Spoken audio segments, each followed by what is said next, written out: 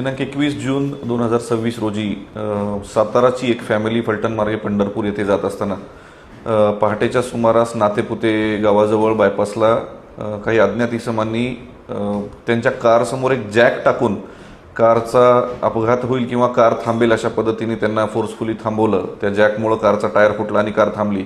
जशी कार थांबली तशी या 4 लोकांनी त्यांच्यावर अटॅक करून संबंधित कुटुंबाच्या म्हणजे त्या कुटुंबातील महिला वगैरे सुद्धा गाडीमध्ये होत्या, त्यांचं सोनं वगैरे चाकू लावून सोनं काढायला लावलं आणि फोर्सफुली ते सोनं आणि मुद्देमाल चोरून घेऊन गेले। या अनुषंगाने नातेपुते पोलीस स्टेशन येथे जबरी चोरीचा गुन्हा या 4 लोकांच्या विरोधात दाखल करण्यात आला होता। यामध्ये प्रामुख्याने स्थानिक गुन्हे शाखा सोलापूर ग्रामीण यांनी तपास करून 2 आरोपी यामध्ये सहभागी असलेले 2 आरोपी तात्काळ पकडलेले आहेत। यांना अटक करण्यात आलेली आहे।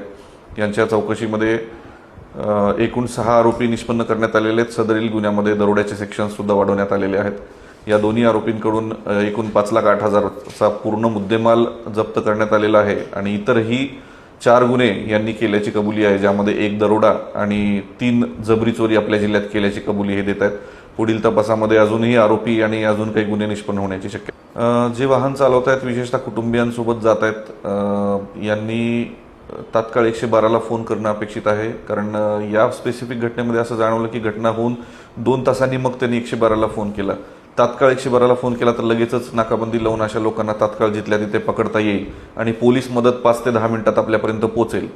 त्यामुळे नागरिकांनी अशी कुठली अचानक घटना झाली तर 112ला तात्काळ फोन लावावा पोलिसांना।